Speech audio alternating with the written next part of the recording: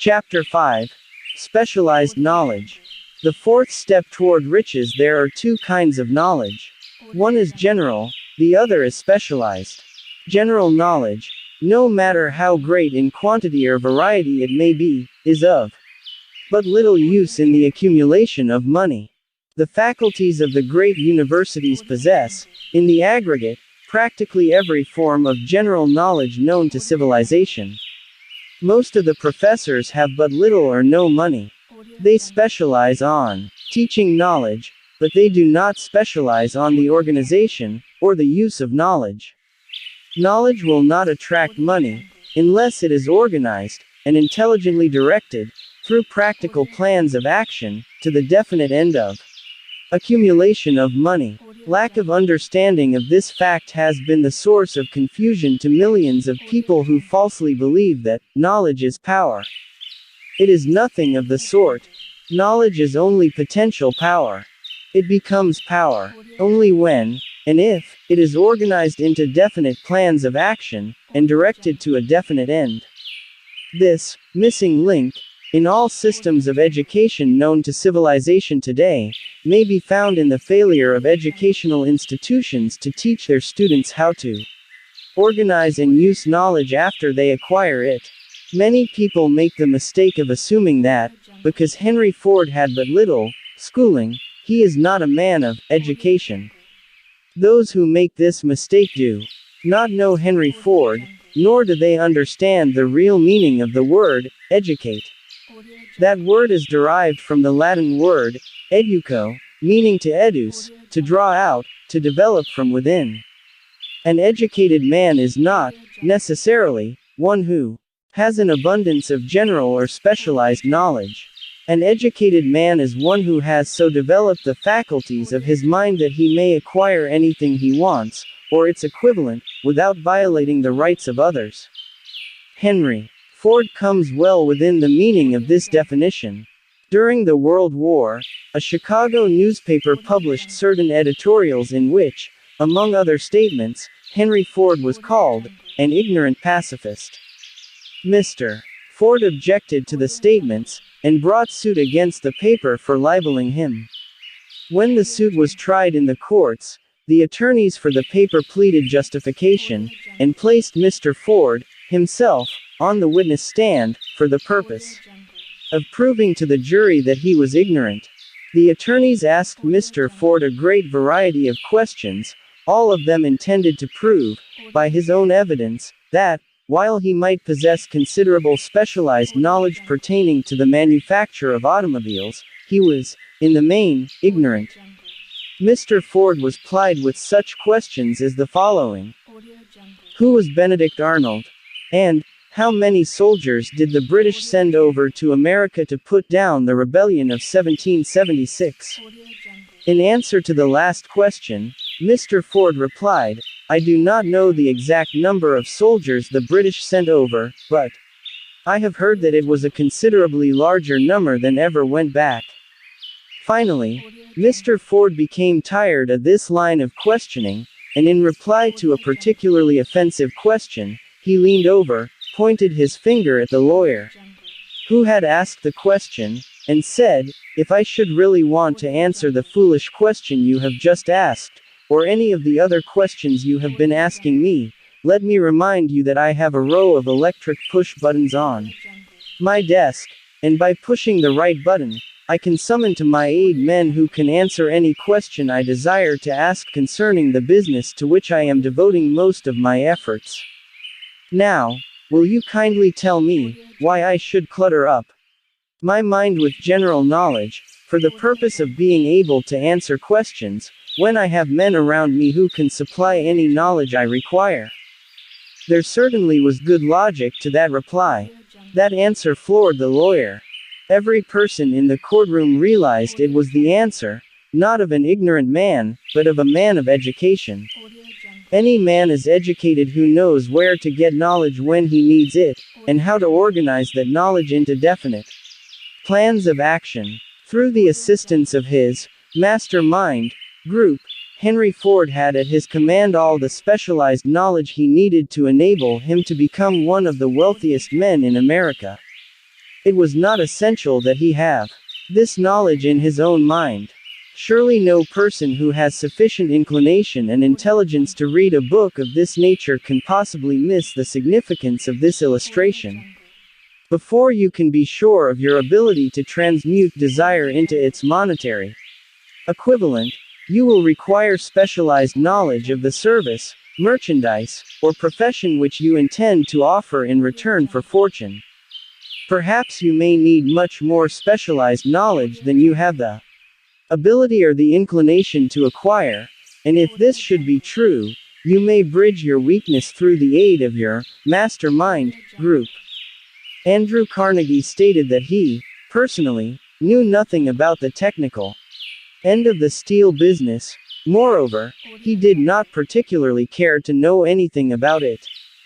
The specialized knowledge which he required for the manufacture and marketing of steel, he found available through the individual units of his mastermind group.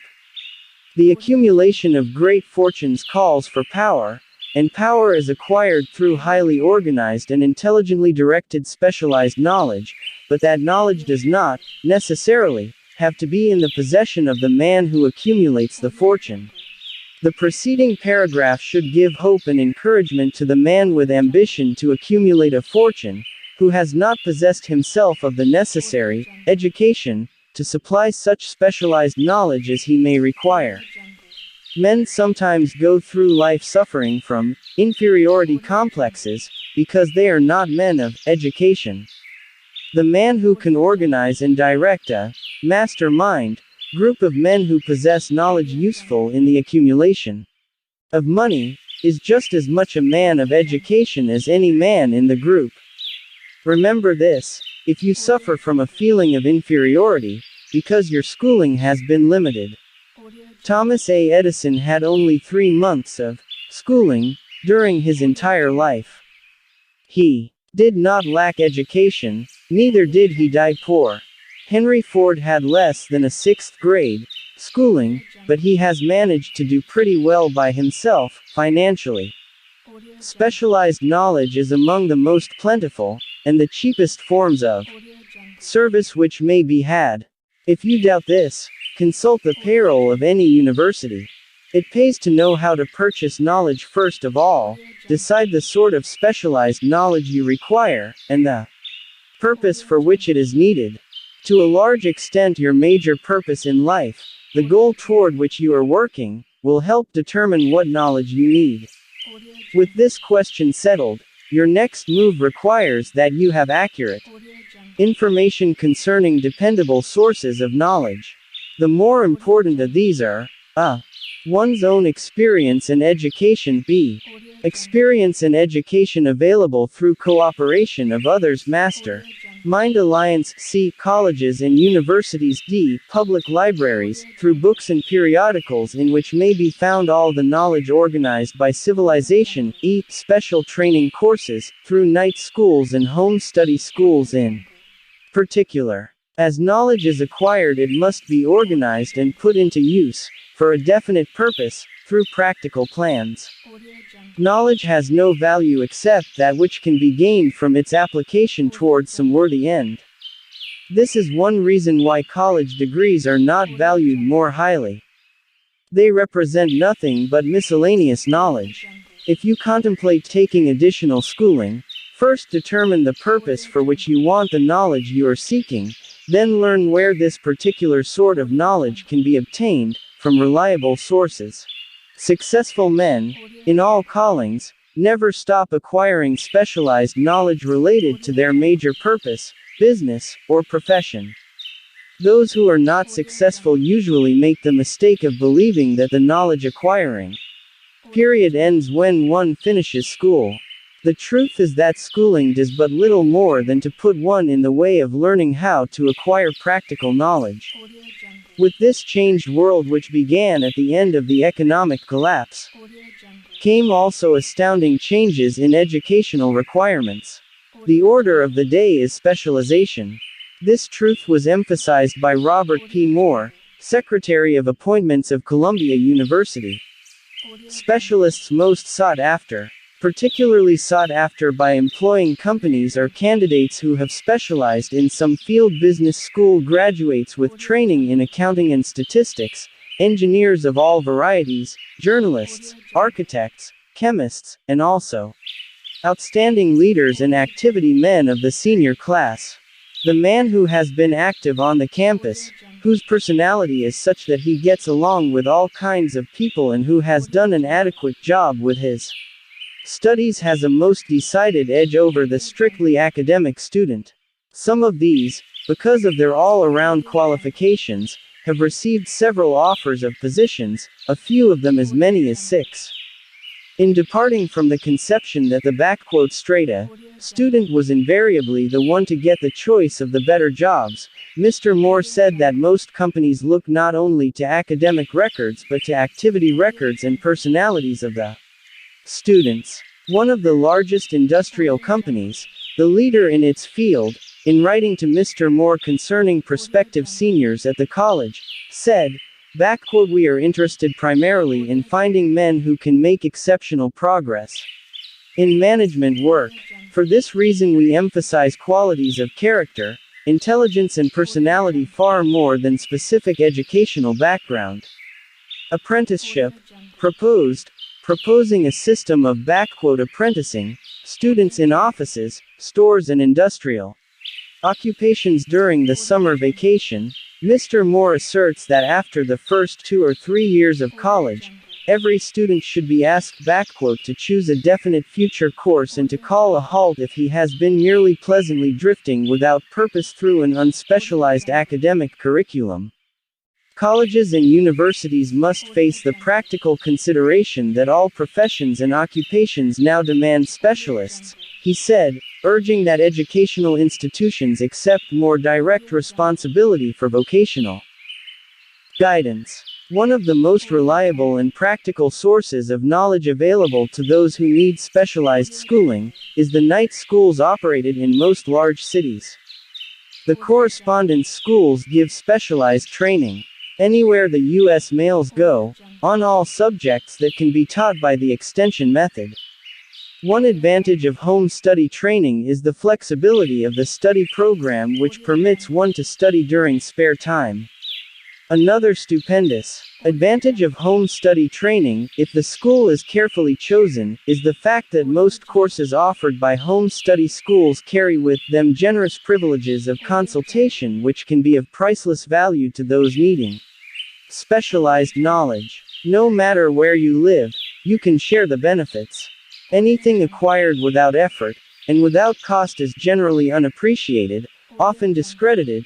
Perhaps this is why we get so little from our marvelous opportunity in public schools. The self-discipline one receives from a definite program of specialized study makes up to some extent for the wasted opportunity when knowledge was available without cost.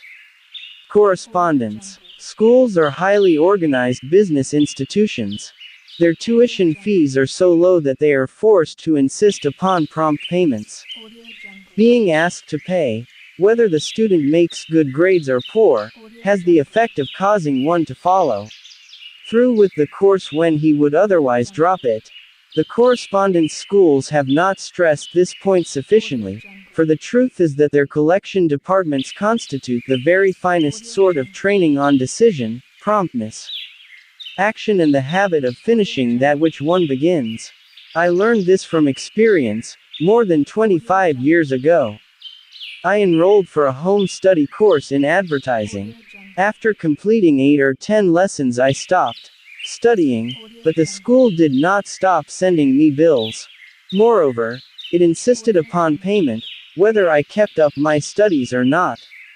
I decided that if I had to pay for the course which I had legally obligated myself to do, I should complete the lessons and get my money's worth. I felt, at the time, that the collection system of the school was somewhat too well organized, but I learned later in life that it was a valuable part of my training for which no charge had been made. Being forced to pay, I went ahead and completed the course. Later in life I discovered that the efficient collection system of that school had been worth much in the form of money earned, because of the training in advertising I had so reluctantly taken. We have in this country what is said to be the greatest public school system in the world. We have invested fabulous sums for fine buildings, we have provided convenient transportation for children living in the rural districts, so they may attend the best schools, but there is one astounding weakness to this marvelous system: it is free. One of the strange things about human beings is that they value only that which has a price. The free schools of America, and the free public libraries, do not impress people because they are free. This is the major reason why so many people find it necessary to acquire additional training after they quit school and go low work. It is also one of the major reasons why employers give greater consideration to employees who take home study courses. They have learned, from experience, that any person who has the ambition to give up a part of his spare time to studying at home has in him those qualities which make for leadership. This recognition is not a charitable gesture, it is sound business judgment upon the part of the employers. There is one weakness in people for which there is no remedy. It is the universal weakness of lack of ambition. Persons, especially salaried people, who schedule their spare time to provide for home study, seldom remain at the bottom very long. Their action opens the way for the upward climb, removes many obstacles from their path, and gains the friendly interest of those who have the power to put them in the way of opportunity. The home study method of training is especially suited to the needs of employed people who find, after leaving school, that they must acquire additional specialized knowledge, but cannot spare the time to go back to school. The changed economic conditions prevailing since the Depression have made it necessary for thousands of people to find additional, or new sources of income. For the majority of these, the solution to their problem may be found only by acquiring specialized knowledge. Many will be forced to change their occupations entirely. When a merchant finds that a certain line of merchandise is not selling, he usually supplants it with another that is in demand. The person whose business is that of marketing personal services must also be an efficient merchant. If his services do not bring adequate returns in one occupation, he must change to another, where broader opportunities are available. Stuart Austin Weir prepared himself as a construction engineer and followed this line of work until the Depression limited his market to where it did not give him the income he required. He took inventory of himself, decided to change his profession to law, went back to school and took special courses by which he prepared himself as a corporation lawyer. Despite the fact the Depression had not ended, he completed his training, passed the bar examination, and quickly built a lucrative law practice in Dallas, Texas. In fact, he is turning away clients just to keep the record straight, and to anticipate the alibis of those who will say, "I couldn't go to school because I have a family to support," or, "I'm too old, I will." Add the information that Mr. Weir was past 40, and married when he went back to school. Moreover, by carefully selecting highly specialized courses, in colleges best prepared to teach the subjects chosen, Mr. Weir completed in 2 years the work for which the majority of law students require 4 years. It pays to know how to purchase knowledge. The person who stops studying merely because he has finished school is forever hopelessly doomed to mediocrity, no matter what may be his calling. The way of success is the way of continuous pursuit of knowledge.